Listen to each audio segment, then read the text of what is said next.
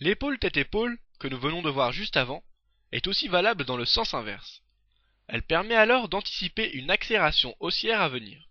Voilà, donc ici sur le graphique de l'action L'Oréal, c'est exactement la figure inverse que nous allons observer. Donc déjà, nous allons constater un changement de tendance.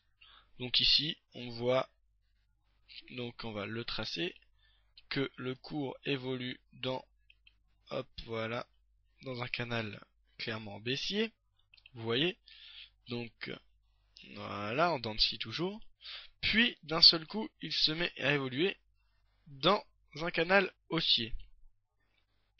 Eh bien, ce changement de tendance était prévisible. Encore une fois, il suffisait d'avoir l'œil en observant l'exact contraire de l'épaule tête-épaule. Donc, nous allons le voir tout de suite. Donc, j'ai fait exprès de tracer la ligne de cou, puis la ligne d'épaule.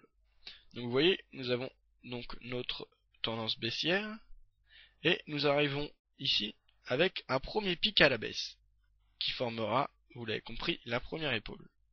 Ensuite, nous avons un creux, puis un pic d'une plus grande envergure, c'est bien sûr la tête. Ensuite, nous avons les cours qui rejoignent la ligne de cou, pour réatteindre une seconde fois la ligne d'épaule, donc pour former un pic de la même envergure que le premier. Donc ici, voilà la seconde épaule. Ensuite, s'ensuit une accélération haussière, puis un changement de tendance.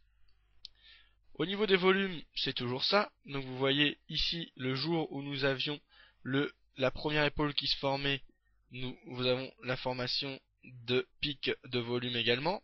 Ensuite, la tête se forme, nous avons ici deux forts volumes, mais le pic et le volume le plus significatif arrive le jour de la formation donc de la seconde, donc au moment de la formation de la seconde épaule, et qui annonce donc l'accélération haussière très proche. Voilà.